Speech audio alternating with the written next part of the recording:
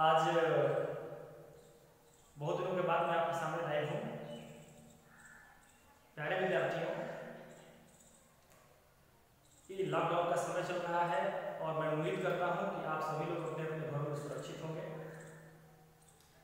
आज लाइव आने का उद्देश्य है कि आप लोगों को गणित के बारे में मैं बताऊंगा। गणित का एक पोर्शन है सीमा और अवकलज। सीमा और अवकलज के बारे में हम सभी आज मिलकर के अध्ययन करेंगे। क्लास 12 के बारे में मुख्यतः हम लोगों की जो पढ़ाई होगी वो क्लास 12 के लिए होगी, लेकिन कैलकुलस पढ़ने से पहले, कलम पढ़ने से पहले हम लोगों को सीमा और अवकलज के बारे में जानकारी लेनी बहुत ही आवश्यक है। यदि हम लोग सीमा और अवकलज के बारे में नहीं जानते हैं तो हमको कैलकुलस पढ़ने में थोड़ी सी आसानी नहीं होती है, हमको थोड़ा दिक्कत होता है। तो सबसे पहले हम ये समझेंगे कि कैलकुलस जिसको हमको पढ़ना है, कैलकुलस में दो चीज आपको पढ़ने होंगे। एक पढ़ना होगा अवकलन और दूसरा पढ़ना होगा समाकलन। अवकलन दैट मींस डिफरेंशिएशन, समाकलन मतलब इंटीग्रेशन। आप लोगों ने सुना होगा। अब कैलकुलस की परिभाषा पर थोड़ा हम ध्यान देते हैं कि कैलकुलस कहता है क्या है, कलम कहता है क्या है। देखिए कलम क्या है? गणित की वह शाखा जिसमें मुख्यतः प्रांत में बिंदुओं के परिवर्तन से फलन के मान में होने वाले परिवर्तनों का अध्ययन करते हैं। ध्यान दीजिए, इसमें क्या कहा गया है कि गणित की वह शाखा जिसमें मुख्यतः प्रांत आप लोगों को मैंने बताया था कि जिस समय मैं फंक्शन पढ़ा रहा था उस समय आप लोगों को मैंने बताया था कि प्रांत क्या होता है और परिसर अर्थात रेंज क्या होता है, fx। मैंने आप लोगों से बताया था कि x जो होता है वो प्रांत होता है, fx जो होता है वो परिसर होता है। ये जो प्रांत है इसका इमेज fx कहलाता है, अर्थात सेट A के जो एलिमेंट होते हैं और सेट B के एलिमेंट, सेट A के एलिमेंट जो होते हैं वो प्रांत कहे जाते हैं और सेट B के वो एलिमेंट जो सेट A के एलिमेंट्स के इमेज हो वो रेंज कहे जाते हैं, fx, जिसको हम रिप्रेजेंट करते हैं। हमने इसको इस प्रकार से भी जाना था y बराबर fx के रूप में भी हमने इसको जाना था। स्टूडेंट्स, इस परिभाषा को समझने के लिए हम एक एग्जांपल लेते हैं। एग्जांपल यह है, मानते हैं कि fx = x + 1 है। लेट्स सपोज एक छोटा सा हम फलन लेके चलते हैं कि fx = x + 1। अब आप ये बताइए कि डोमेन के मान में, डोमेन अर्थात प्रांत के मान में यदि परिवर्तन हो रहा होगा, अगर प्रांत अर्थात x के मान में परिवर्तन होगा तो क्या fx के मान में भी परिवर्तन होगा? थोड़ा सा हम चेकआउट कर लें। यदि हम x = 1 रखते हैं तो हमको f1 क्या मिलने वाला है? 1 + 1 हमको 2 मिलने वाला है। यहाँ पर हम लिख देते हैं, आपको समझने में आसानी रहेगी। x बराबर 1 है तो f1 हमको 2 मिल गया। ये x बराबर 2 है तो हमको f2 बराबर क्या मिलने वाला है? तो यहाँ पर x की जगह पर 2 रखेंगे तो 2 + 1 मिलकर हो जाएगा 3। यदि हम x = 3 रखते हैं तो हमको f3 = क्या मिलेगा? हमको यहाँ पर मिल जाएगा 4। तो हम क्या देख रहे हैं? हम देख रहे हैं कि डोमेन अर्थात x के मानों में यदि हम लगातार परिवर्तन करते जा रहे हैं तो उसी के रिस्पेक्ट में, उसी के संगत fx के मानों में भी परिवर्तन होते जा रहा है। जब x के जगह पर 1 था तो f1 बराबर 2 हो गया। जब x के जगह पर 2 है तो f2 बराबर 3 हो गया। जब x बराबर 3 है तो f3 बराबर 4 हो गया। हमने क्या देखा? हमने ये देखा कि जैसे जैसे x का मान इंक्रीज कर रहा है और डिक्रीज कर रहा है अर्थात परिवर्तित हो रहा है, उसी रिस्पेक्ट में fx का मान भी परिवर्तित हो रहा है। अब इस परिभाषा को थोड़ा सा हम ध्यान देंगे कि कैलकुलस में हम करते क्या हैं, किस लिए हम कैलकुलस पढ़ते हैं, क्या उद्देश्य है हमारे कैलकुलस को पढ़ने का। तो कैलकुलस क्या है कि गणित की वह शाखा जिसमें मुख्यतः प्रांत में बिंदुओं के परिवर्तन से, मतलब प्रांत में बिंदुओं के परिवर्तन से फलन के मान में होने वाले परिवर्तनों, तो फलन के मान में होने वाले परिवर्तनों का अध्ययन करते हैं। अर्थात x का मान जैसे जैसे बदलता जाता है fx का मान वैसे वैसे बदलता जाता है। इस चीज का हम फलन के मान के इस परिवर्तन का हम अध्ययन करते हैं। अब चूंकि कैलकुलस की इसी परिभाषा से एक नई चीज जन्म लेती है जिसे हम लिमिट कहते हैं, सीमा कहते हैं। अब सीमा को समझने के लिए एक छोटा सा उदाहरण आप ले लीजिए। सीमा का मतलब कि एक बाउंड्री, एक बंधन, कि हमको इस बाउंड्री पर f(x) का मान क्या मिलेगा। अब जैसे यहाँ पर हमने देखा कि x बराबर 1 पर हमको f1 का मान 2 मिल रहा है, x बराबर 3 पर हमको x बराबर 2 पर हमको f2 बराबर 3 मिल रहा है। यदि मैं आपसे एक सीमांकन कर दूं कि at x = 5 पर f(x) का मान क्या होगा, तो हमने x का एक लिमिट दे दिया, x = 5। अब हम जानना चाहते हैं कि x = 5 पर f(x) का मान क्या होगा। तो ऐसा भी हो सकता है कि x = 5 पर f(x) का मान अपरिभाषित हो। ऐसा भी हो सकता है कि x बराबर 5 पर f(x) का एक कोई रियल वैल्यू हमको मिल जाए, ऐसा भी हो सकता है। लेकिन ये कोई फिक्स नहीं है कि हमको x बराबर 5 पर f(x) की कोई वैल्यू ही मिलेगी, मिल भी सकती है या उसके निकटतम वैल्यू हमको मिल सकती है। तो इन सब चीजों के बारे में, इस तरह के कांसेप्ट को समझने के लिए हमने लिमिट का प्रयोग किया। तो आइए नेक्स्ट हम लोग समझने का प्रयास करते हैं कि लिमिट क्या है। एक एग्जांपल से समझने का प्रयास करेंगे। तब तक के लिए वीडियो को पॉज करेंगे।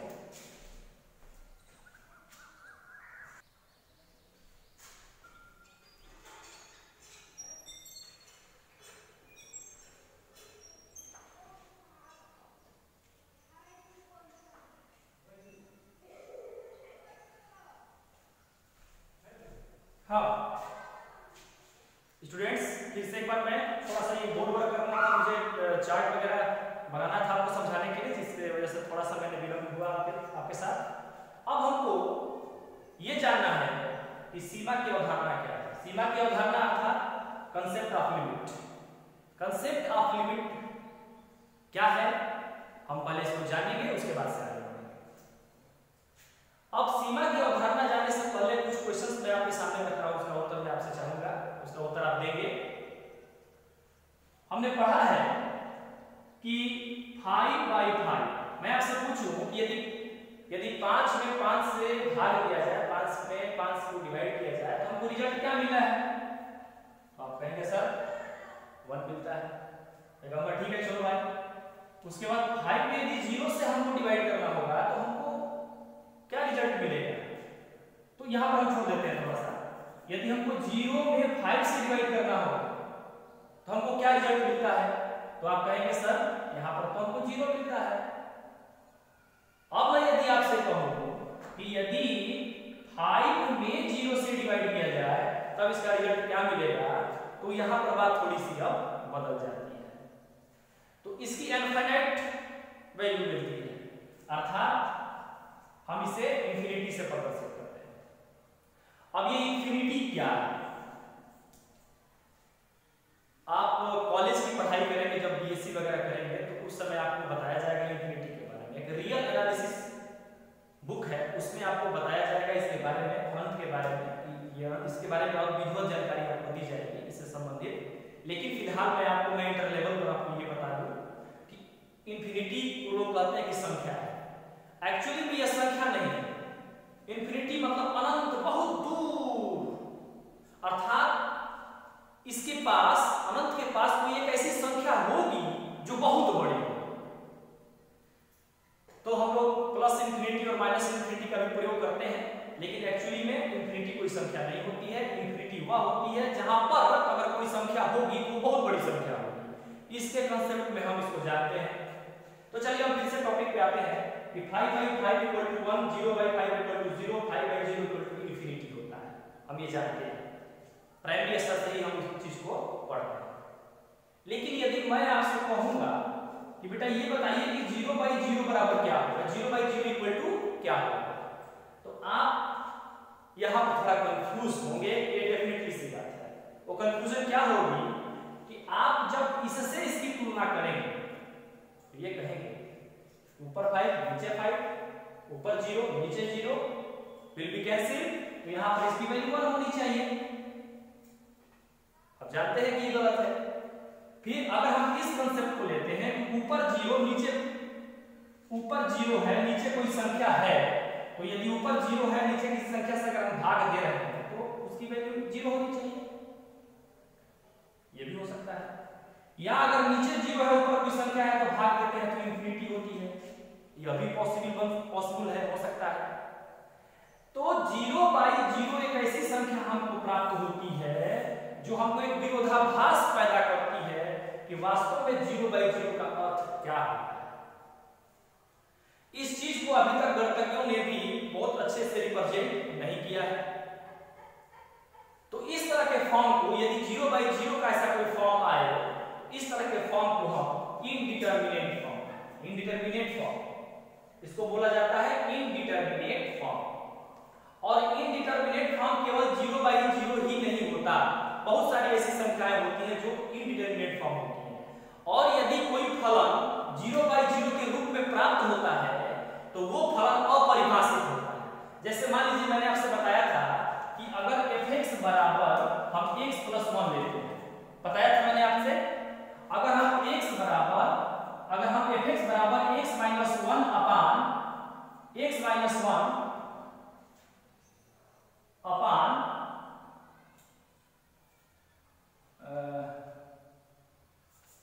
x²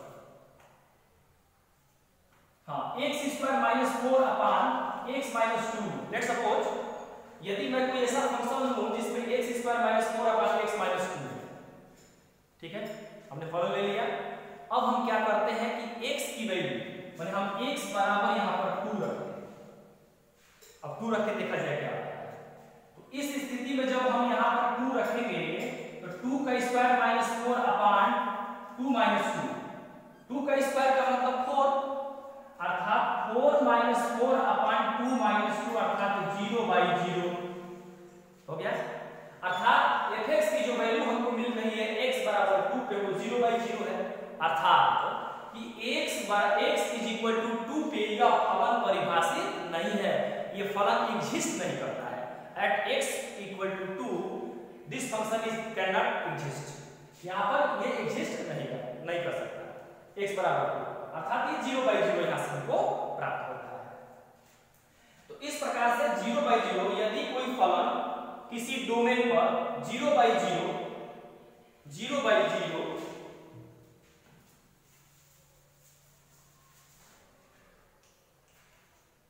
infinity/infinity, infinity minus infinity, 0 to the power infinity, 1 to the power infinity, etcetera मैं आपको नोट बनाऊंगा तो लिखवा दूंगा। अगर इस तरह के फॉर्म हमको मिलते हैं यदि किसी डोमेन पर, अर्थात यदि किसी x के वैल्यू पर fx के कुछ इस प्रकार से वैल्यू प्राप्त होते हैं, तो वो जो फलन होता है उस पर्टिकुलर x के या उस पर्टिकुलर डोमेन पर एग्जिस्ट नहीं करता है। तो इसको, इस तरह के फंक्शंस को हल करने के लिए हम एल्जेब्रिक मेथड या टेबुलेशन मेथड इत्यादि का प्रयोग करते हैं। अब जैसे हम इसको हल करना होगा तो 0/0 है तो हम इसको एल्जेब्रिक मेथड से हल करेंगे तो आसानी से हल हो जाएगा। एल्जेब्रिक मेथड अर्थात a² - b² का फॉर्मूला ऊपर लगाएंगे, ये कर जाएगा तो हमको fx बराबर जो भी मिलेगा आगे हम बताएंगे। तो एल्जेब्रिक मेथड से हल करके हम पहले इस तरह के फॉर्म जो 0/0 हमको मिल रहा है उसको हटाते हैं, तब जाके हम उसको हल करते हैं। तो मेरी बात बच्चों आप लोगों को समझ में आ रही होगी कि यदि x का कोई मान हम रखेंगे और fx का मान इन सब में से कुछ भी मिल जाए तो उसे हम इनडिटरमिनेट फॉर्म करते हैं और उस पर्टिकुलर डोमेन पर वह फंक्शन जो होता है वो अपरिभाषित कहा जाता है। अब आगे बढ़ते हैं।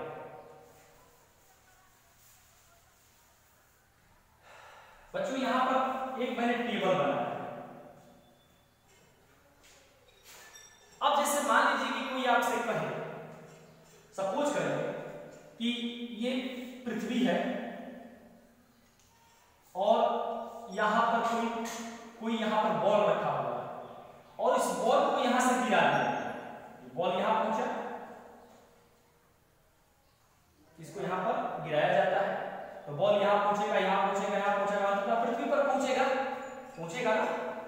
हम मानते हैं कि यहां पर ये जो है टाइम का चल रहा है, यहाँ पर इसका u जो है वो 0, लेकिन जैसे ही यहाँ पर हम स्टार्ट करते हैं तो हम यहाँ पर t भी मान लेते हैं कि अभी तक कोई ये चला नहीं है, तो यहाँ पर t इक्वल टू हम 0 लेट्स सपोज 0 मान लेते हैं। और यहाँ पर आने के बाद t इक्वल टू जब 2 हुआ, जब 2 सेकेंड का समय बीता, तो जब ऊर्ध्वाधर ऊपर से कोई पिंड गिराया जा रहा है पृथ्वी तल पर, तो 2 सेकेंड के बाद, मतलब यहाँ से यहाँ तक आने में इसको 2 सेकेंड लगा है, तो यहाँ पर जब यह पिंड आया है, इस पिंड की वेलोसिटी मतलब v क्या होगी? हमने एक सीमांकन कर दिया कि जब कोई पिंड ऊर्ध्वाधर गिर रहा है तो एग्जैक्ट 2 सेकेंड बाद उस पिंड का वेलोसिटी क्या होगा। तो मैंने क्या किया, सेकेंड और वेलोसिटी दो क्वांटिटीज लिया मैंने, सेकेंड मतलब समय और वेलोसिटी मतलब वेग, दो क्वांटिटीज लिया। तो हमने क्या देखा कि समय परिवर्तित हो रहा है तो वेलोसिटी भी परिवर्तित हो रहा है, लेकिन समय को हमने सीमांकित कर दिया, सीमा लगा दिया कि एग्जैक्ट 2 सेकेंड बाद उसका वेलोसिटी क्या होगा, उस पिंड की वेलोसिटी क्या होगी, हमने एक सीमांकन कर दिया। तो यहां से अब सीमा की बात आप समझ रहे हैं। अर्थात अब ये बताइए कि यह पिंड डायरेक्ट 2 सेकेंड में तो पहुंचा नहीं होगा। हम मान लेते हैं कि यहां पर इसकी वेलोसिटी 4 मीटर पर सेकंड। लेट्स सपोज यहां पर इसकी वेलोसिटी क्या होगी, 4 मीटर पर सेकंड। यहां पर 4 मीटर पर सेकंड से कम होगी, यहां पर उससे कम होगी, यहां पर उससे कम होगी, या अधिक भी हो सकती है। तो जैसे जैसे यह पिंड मतलब जैसे जैसे t बढ़ रहा है, मतलब नीचे की ओर गिर रहा है, समय बढ़ रहा है, वैसे वैसे v भी बढ़ रहा है।